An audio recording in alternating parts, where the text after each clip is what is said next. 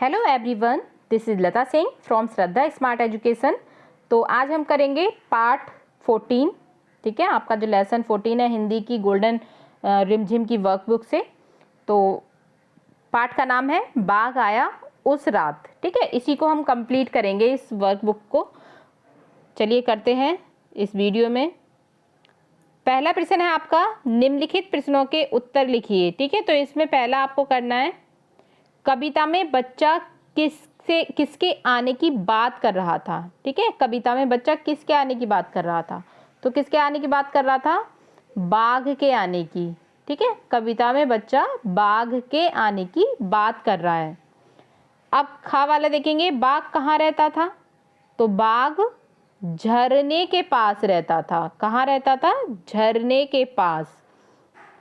Next प्रश्न है आपका, बाघ के परिवार में कौन कौन था? तो उसके परिवार में कौन कौन था? बाघिन हो गई और उसके 2 बच्चे।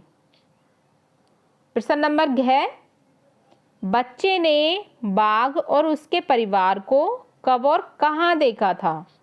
तो बच्चे ने कहाँ देखा था? बच्चे ने बाघ और उसके परिवार को दिन के वक्त झरने के पास देखा था। ठीक है, दिन के वक्त झरने के पास देखा था। प्रश्न नंबर है, कवि का बच्चा कितने साल का था और उसने कवि को किस बात के लिए आगाह किया था? तो जो कवि का बच्चा था वो 5 साल का था। ठीक है, 5 साल का था और उसने कवि को आगाह किया कि अब रात को बाहर होकर बाथरूम ना जाना। ठीक है, क्योंकि रात में बाहर होकर बाथरूम जाते थे तो उसने आगाह किया था कि अब मत जाना, बाघ रहता है यहाँ पे। प्रश्न नंबर 2, कवि के बच्चे ने जंगली बाघ को देखा। आपने भी अवश्य कभी ना कभी किसी जंगली जानवर को देखा होगा, उसके बारे में लिखिए। तो यहाँ पे आप अपने अकॉर्डिंग लिख सकते हो, जो भी आपको ठीक लगे। जैसे कि मैंने यहाँ पे लिखा है, मैंने हाथी को देखा है। जब मैं 4 साल का था तब हाथी वाला हमारे घर के पास से हाथी लेकर गया था, तब मैंने हाथी देखा था। ठीक है, इस तरह से आप लिख सकते हैं। अब करते हैं प्रश्न नंबर 3। तो यहाँ पे आप देखेंगे, बाघ आया उस रात। कविता को कहानी के रूप में अपने शब्दों में लिखिए। ठीक है, कहानी है तो कविता है, इसको कहानी के रूप में लिखना है। तो अब यहाँ से लिखते हैं, वह इधर से निकला था और उधर चला गया था। वह आंखें चौड़ाकर बतला रहा था, हाँ बाबा, बाघ आया था उस रात। आप रात को बाहर मत निकलना, न जाने बाघ फिर कब आ जाए। हाँ, वही जो उस झरने के पास रहता है। वहाँ अपन दिन के वक्त गए तो थे एक दिन। बाघ वहीं तो रहता है बाबा, बाघ के 2 बच्चे भी हैं। वहाँ पूरे दिन बाघिन पहरा देती रहती है। बाघ सोता है या अपने बच्चों के साथ खेलता है। दूसरा बालक बोला, क्या बाघ कहीं काम नहीं करता, किसी दफ्तर में या किसी कॉलेज में?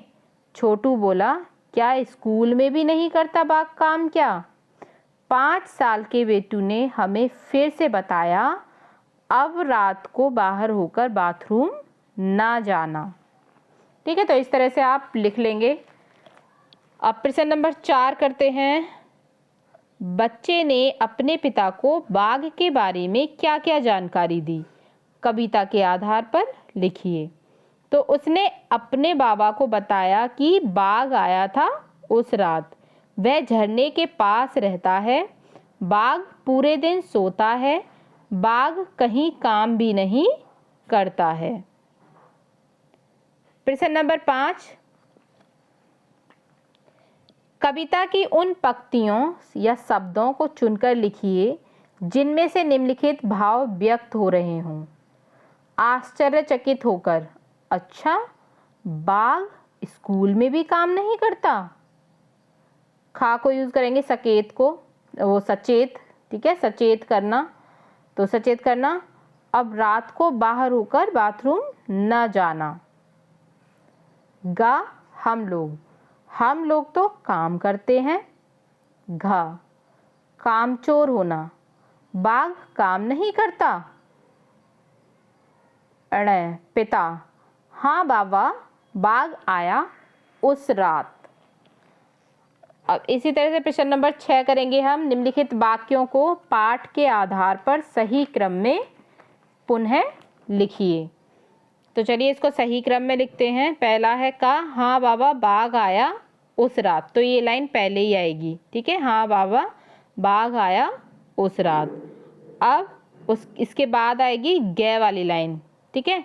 जाने कब बाघ फिर से आ जाए। तो जाने कब बाघ फिर से आ जाए, ये दूसरे नंबर पे हो जाएगी।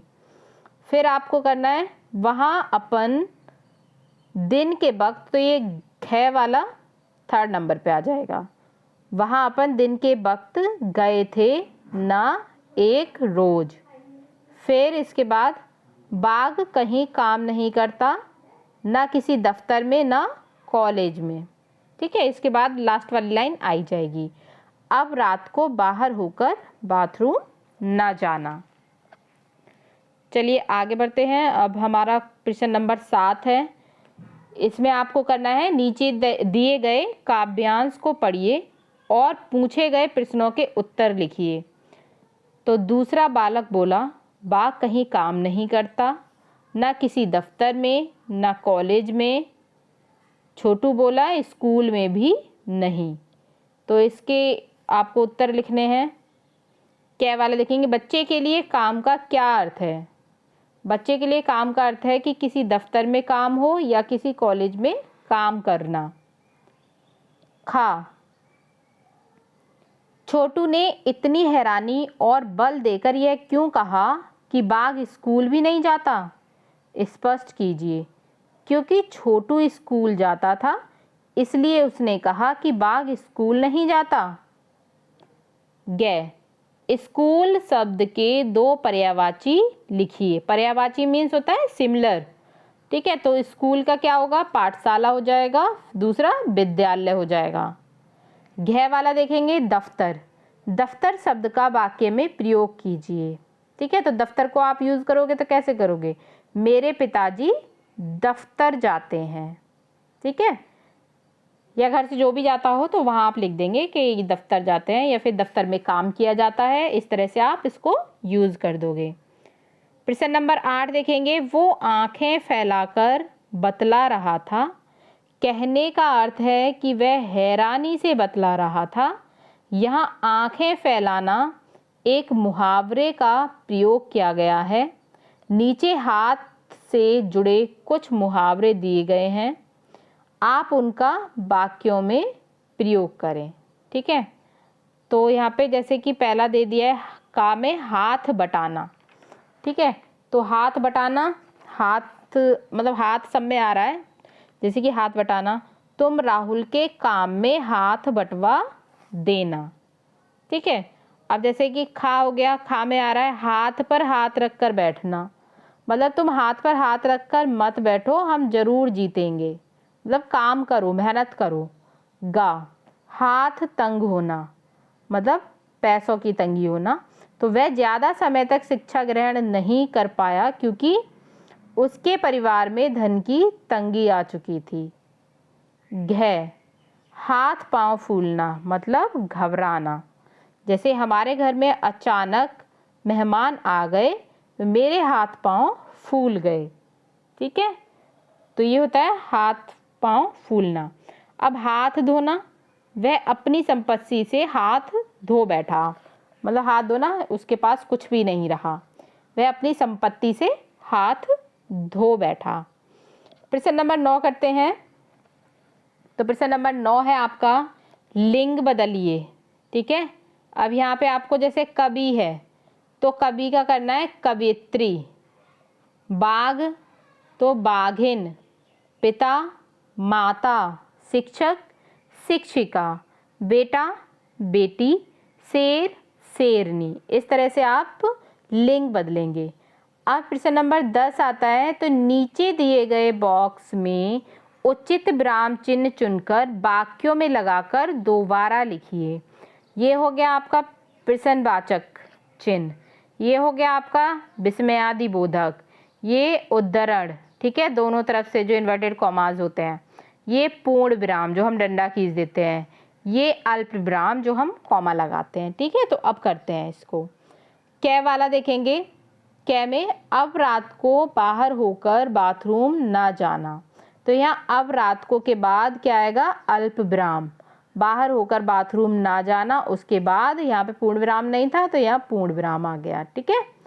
इसी तरह से दूसरा, खा छोटू मोटू और पतलू तीनों मेरे दोस्त हैं, तो यहाँ छोटू के बाद अल्प विराम, मोटू और पतलू तीनों मेरे दोस्त हैं के बाद आपको पूर्ण विराम लगाना है। गे, क्या तुमने कभी बाघ देखा है, तो यहाँ क्या तुमने कभी बाघ देखा है, तो क्या से स्टार्ट हो रहा है तो प्रश्नवाचक लगेगा। घे देखेंगे, आहा कितना सुंदर दृश्य है, ठीक है। तो कितना सुंदर दृश्य है, ये क्या है आपका है विस्मयादि बोधक, क्योंकि आपको यहाँ देख रहे हैं ये विस्मयादि बोधक है, एक्सक्लेमेशन साइन जिसे बोलते हैं ऐसे करके, ठीक है। तो यहाँ विस्मयादि बोधक आएगा। आहा कितना सुंदर दृश्य है, और यहाँ पे पूर्ण विराम, ठीक है। आहा के बाद विस्मयादि बोधक और लास्ट में पूर्ण विराम। अवड़य वाला देखेंगे, राम एक बहादुर लड़का है, तो राम एक बहादुर लड़का है, यहाँ पूर्ण विराम हो गया। तो ये हो गया चैप्टर आपका कंप्लीट। आपको वीडियो अच्छी लगी होगी, अपनी एक्सरसाइज कंप्लीट करिएगा, वर्कशीट में वर्कबुक में फिल करिएगा, ये गोल्डन हिंदी रिमझिम की वर्कबुक है, और अपने फ्रेंड्स को भी शेयर करिएगा। Thank you for watching.